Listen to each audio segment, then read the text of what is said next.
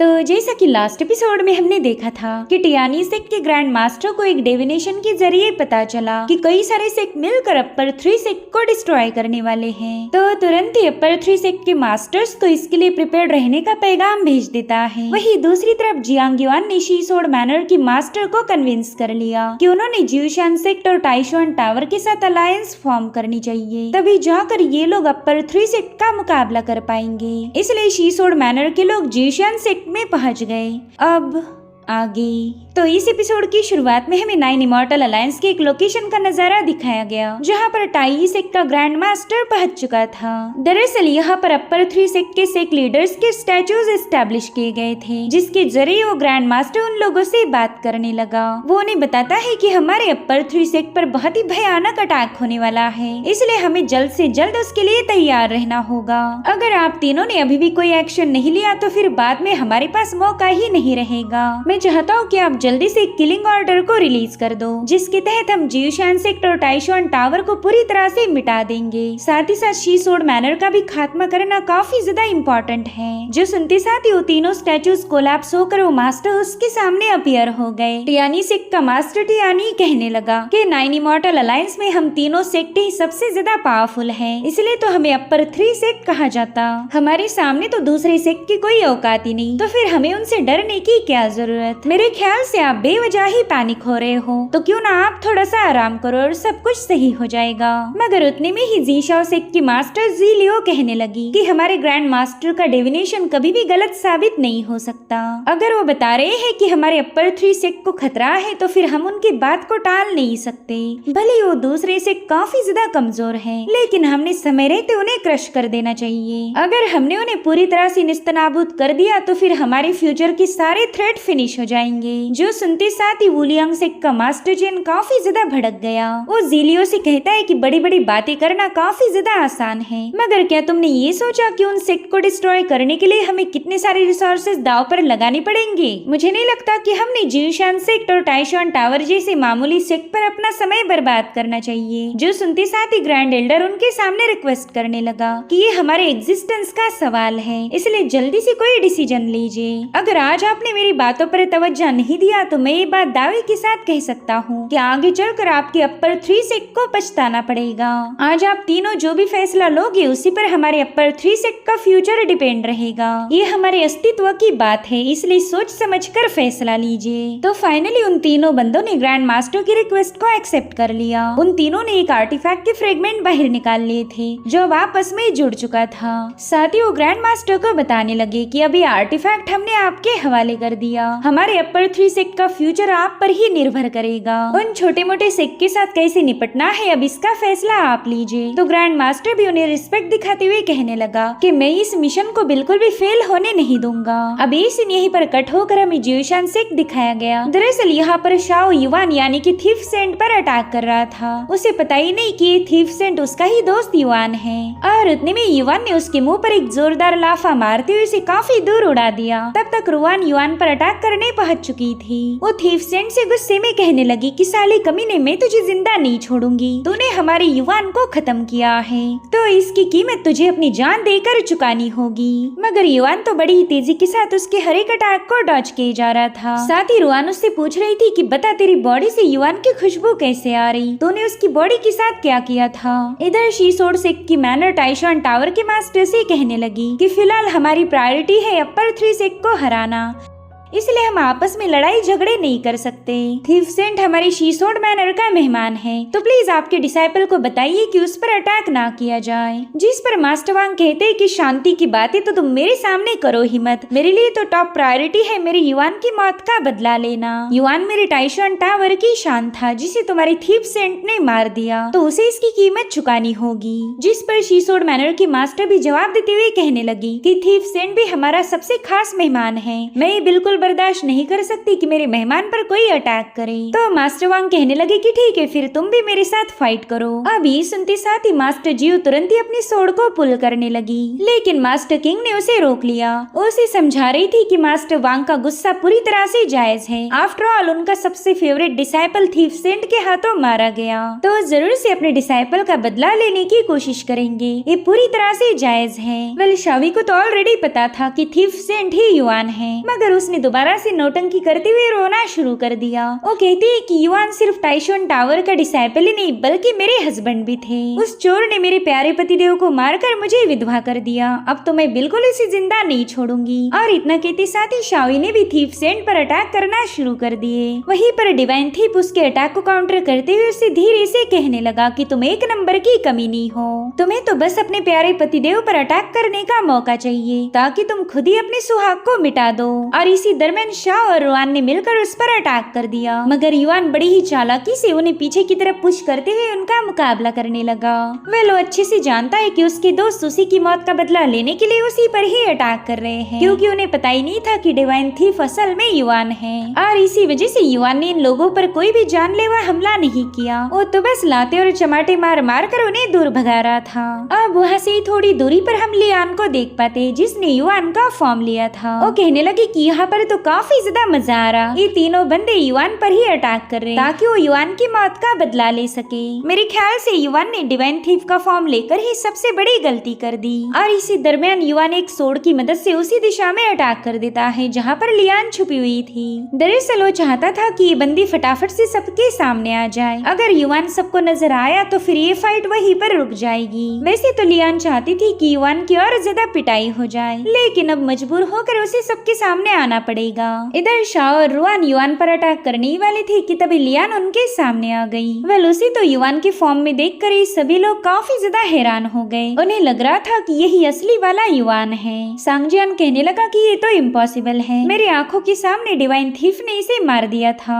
वहीं पर मास्टर जियो अपने दामाद को जिंदा देखकर बिल्कुल भी खुश नहीं हुई। और दिल ही दिल में कहने लगी कि ये कमबख्त तो हमें मातम मनाने का मौका भी नहीं दे रहा। हालांकि मास्टर वांग की खुशी का कोई ठिकाना नहीं। वो कहते हैं कि मैं जानता ही था मेरे युआन को कोई मार नहीं सकता। इधर शाह कह रहा था युआन तेरी वजह से इस डिवाइन थीफ के हाथों मैंने कई सारे चमाटे खाई। हमें तो लगा था तू मर चुका होगा और तेरी वजह से हम बेवजह पिट गए। वहीं पर शावी भी अपने झूठे प्यार को दिखाते हुए अपने हस्बैंड के पास पहुंच गई। वो कहती जाने मन आपने मुझे विधवा होने से बचा लिया। पता नहीं आपके बगैर मैं इतनी बड़ी जिंदगी को कैसे गुजारती।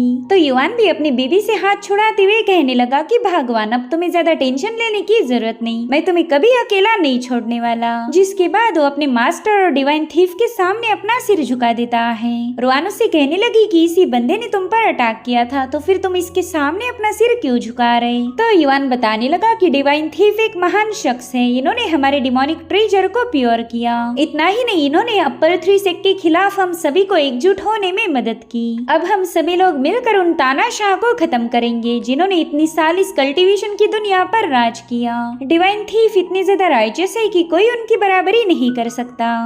इतना ही नहीं, इनका तो टैलेंट भी बेमिसाल है। मैं युआन भले ही टाइशोन टावर का टॉप डिसाइपल हूँ, लेकिन अगर डिवाइन थीफ के महानता की बात की जाए तो मैं उनकी जूती के भी बराबर नहीं। वेल युआन के मुंह से इतनी सारी तारीफें सुनकर सभी लोग काफी ज्यादा हैरान थे, क्योंकि युआन की रेपुटेशन है वो कभी किसी की तारीफें नहीं करता। वहीं पर डिवाइन थीफ जो कि असली युआन था, वो तो लियान की इस हरकतों से काफी ज्यादा परेशान हो गया। वो चाहता था कि ये बंदी जल्दी से अपना मुंह बंद कर दे, तो भी बड़े ही गुस्से से उसे शाबाशी देते हुए कहने लगा कि तुम भी कुछ कम नहीं, तुम इस दुनिया के सबसे पावरफुल कल्टीवेटर हो। मुझे खुशी हुई कि उस दिन मेरे अटैक से तुम जिंदा बच गए। अगर उस दिन हम दोनों का मुकाबला नहीं होता तो शायद ये अलायंस कभी फॉर्म नहीं होती। सच बताओ तो तुमने मुझे इतना ज्यादा इम्प्रेस किया कि मैं तुम्हारे चरणों का दास बनने के लिए भी तैयार हूँ। जो सुनते साथ ही सांगजियान अपने हीरो डिवाइन थीफ से कहने लगा कि सीनियर ये तो बस एक मामूली सा असासिन है, आपके जैसा हीरो इसके सामने अपना सिर नहीं झुका सकता। ये बंदा तो हमेशा दूसरों को धोखे से मारता आ रहा, इसलिए ये आपकी बराबरी बिल्कुल भी नहीं कर सकता। जिस पर डिवाइन थीफ कहने लगा कि अगर ये असासिन है तो क्या हुआ, मेरे भी नाम में लोगों ने चोर लगाया, लेकिन इसका मतलब ये तो नहीं कि मैं एक इवल पर्सन हूँ। तो सेम टू सेम मेरे जैसे युआन भी एक असासिन होने के बावजूद एक बेहतरीन इंसान है। जो सुनते साथ ही सांगजियान ने फटाफट से अपने हीरो के सामने माफी मांग ली। इधर शाओई दिल ही दिल में कहने लगी कि मुझे तो लगा था कि इस युवान की चालबाजी सबके सामने एक्सपोज हो जाएगी, लेकिन इस बंदे ने तो बड़ी आसानी से इन सभी को उल्लू बना दिया।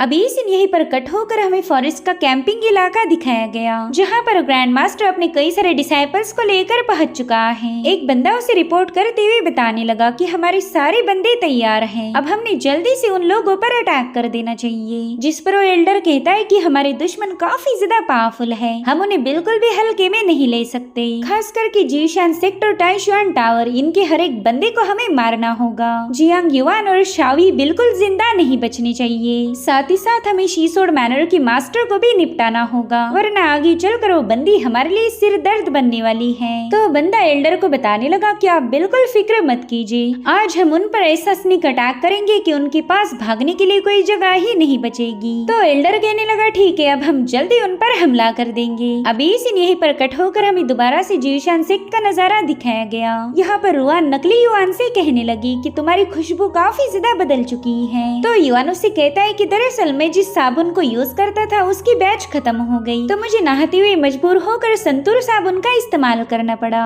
और शायद इसी वजह से मेरी बॉडी की खुशबू चेंज हो गई। जिस पर रुआन कहती है कि तुमने अपना साबुन बदलना नहीं चाहिए था, मैंने तुम्हारे लिए जो साबुन बनाए थे वो दरअसल तुम्हारी बॉडी को हमेशा सेफ रखेंगे। इनफैक्ट अगर तुम गलती से मरमुरा भी गए तो भी तुम्हारी बॉडी बिल्कुल भी नहीं सड़ेगी, ताकि बाद में मैं उसका पपेट बना सकती हूँ। इसलिए आइंदा से मुझे बिना बताए अपने साबुन को चेंज मत करना। इतना कहकर रुआन वहाँ से रवाना हो गई। इधर लियान दिल ही दिल में कहने लगी कि बाप रे, ये लोग तो काफी ज्यादा खतरनाक हैं, ये तो मरने के बाद भी युआन की बॉडी का यूज करेंगे।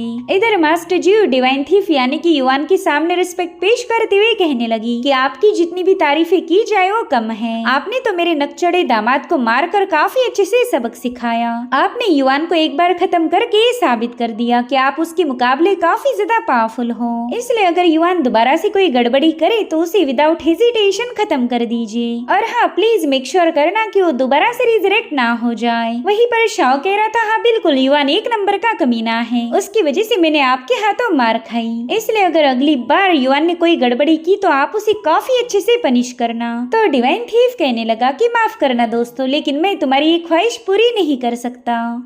मैं आज के बाद युआन पर ही क्या बल्कि किसी और पर भी कोई अटैक नहीं करने वाला। मैं अब कल्टीवेशन की दुनिया से रिटायर होने वाला हूँ। इनफैक्ट एज अ कल्टीवेटर आज ही मेरा आखिरी दिन होगा। जो सुनते साथ ही मास्टर जी कह रही थी कि शायद उस युआन ने आपकी कुछ ज्यादा ही तारीफें की। उसने आपको राइचस और रहमदिल बोला, शायद इसी वजह से आप किसी पर कोई हमला नहीं करना चाहते। मगर मैं चाहती हूँ कि आप उस युआन की बातों को बिल्कुल भी सीरियसली ना ले। वो बंदा काफी ज्यादा शातिर और बेरहम है। अब मास्टर जी युआन के बारे में कुछ और जहर उगल पाए इससे पहले ही शावी ने जाकर अपने मास्टर को रोक लिया। वो नहीं चाहती थी कि उसकी मास्टर जी युआन के सामने ही युआन की बुराइयां करे। वो कहती मास्टर आप प्लीज बार बार मेरे पतिदेव पर निशाना ना साधे, वो तो काफी ज्यादा भोले भाले हैं। इधर युआन दिल ही दिल में सोचने लगा कि बाप रे, ये लोग तो मुझे जरा भी पसंद नहीं करते। मुझे तो लगा ही नहीं था कि मेरी प्यारी सासू माँ मुझसे इतनी ज्यादा नफरत करती है। और उतने में ही मास्टर किंग उससे बात करने के लिए पहुंच गई। युआन उसे बताने लगा कि अपर 3 सेक्ट काफी ज्यादा ईवल है, उन्हें जड़ से मिटाने के लिए इस अलायंस का फॉर्म होना इम्पोर्टेंट था। और अब तो यहाँ पर चारों सेक्ट एक साथ मिल चुके हैं, यानी कि मेरा मिशन पूरा हो गया। और वैसे भी मैं एक फ्री कल्टीवेटर हूँ, तो इस दुनिया में क्या चल रहा है इसके मसलों से मुझे कोई लेना देना नहीं रहता। उस दिन आपने मुझे एक ट्रेजर गिफ्ट किया था, अगर आप चाहो तो मैं उसे वापस लौटा सकता हूँ, लेकिन मास्टर किंग ने ऐसा करने से मना कर दिया। वो कहती है कि तुम हमारे दोस्त हो तो तोहफा भी हमेशा तुम्हारे पास रहेगा। वैसे अपर 3 सेक्ट काफी ज्यादा पावरफुल है, तो हमारी अलायंस उनका फेस टू फेस मुकाबला नहीं कर सकती, इसलिए हमें प्लानिंग के साथ ही उन पर अटैक करना होगा। वैसे मैंने शीसोड मैनर का हार्ट गेजिंग फॉर्मेशन अब हटा दिया है, हमारे अलायंस का कोई भी मेंबर बिना किसी रोक टोक के हमारे मैनर में आ जा सकता। जो सुनते साथ ही डिवाइन थीफ उसका शुक्रिया अदा करते हुए कहने लगा कि मैं दुआ करूंगा आपकी अलायंस को अपर 3 सेक्ट को हराने में कामयाबी हासिल हो जाए। जिसके बाद वो युआन से कहता है मेरे भाई क्या तुम मुझे दरवाजे तक छोड़ने नहीं आओगे? जो सुनते साथ ही लियान फटाफट से अपने वाइन का कप थ्रो करते हुए डिवाइन थीफ के पास चली गई। डिवाइन थीफ उससे कह रहा था कि लियान, तुम्हें तो ये गेम खेलकर काफी ज्यादा मजा आया होगा। जिस पर लियान जवाब देते हुए कहने लगी कि हाँ बिल्कुल, मुझे काफी ज्यादा मजा आ रहा, लेकिन आइंदा से मैं ज्यादा फॉर्म्स नहीं ले पाऊंगी क्योंकि मेरे पास जितनी भी लाइफ थी वो अब कम हो रही। और अब हमें थोड़ी देर बाद की कहानी दिखाई जाती है जहाँ पर ग्रैंड एल्डर अपने डिसाइपल्स की फौज लेकर जीशुआन सेक्ट के सामने पहुंच चुका था, मगर इन लोगों ने देखा कि यहाँ पर तो कोई शख्स मौजूद नहीं। युवान और उसके दोस्त तो पहले से ही यहाँ से जा चुके थे। तो उन्हीं में से एक मास्टर ने इन डिसाइपल्स को हुक्म दिया कि जल्दी से इस पूरे सेक्ट की तलाशी लो, जो भी ट्रेजर मिलेगा उस पर कब्जा कर लेना। ये सुनकर ग्रैंड एल्डर उस मास्टर से कहने लगा कि तुमने ऐसा नहीं करना चाहिए, अपने बंदों को जल्दी से वापस बुला लो। लेकिन उस मास्टर ने मना कर दिया। वो कह रहा था कि हम इतने दूर से इन लोगों का शिकार करने आए थे, अब वो लोग तो यहाँ पर मौजूद नहीं, तो हम उनके ट्रेजर्स पर कब्जा कर लेंगे। यहाँ से खाली हाथ वापस लौटने का तो कोई मतलब ही नहीं बनता। वैसे भी युवान और उसके साथी हमारे सामने ज्यादा दिनों तक टिकने नहीं वाले, तो हम उनके ट्रेजर्स को जाया कैसे होने दे सकते। दरअसल ये दोनों बंदे अपर 3 सेक्ट के वफादार थे और उतने में जीशुआन सेक्ट में अचानक से एक्सप्लोजन होना शुरू हो गए। दरअसल युवान और उसके साथियों ने वहाँ से जाने से पहले यहाँ पर एक जाल बिछा के रखा था, जिसकी चपेट में आकर कई सारे डिसाइपल मारे गए और जो जिंदा बचे थे वो वहाँ से भागने लगे। ये सब देख ग्रैंड मास्टर काफी ज्यादा भड़क गया। वो कह रहा था कि तुम लोगों ने मेरी सारी प्लानिंग पर पानी फेर दिया, अब तो हमारे अपर 3 सेक्ट को सिर्फ हेवन ही बचा सकता है। और इसी के साथ एपिसोड यहीं पर एंड हो जाता है। Thank you so much for watching. Bye bye, take care.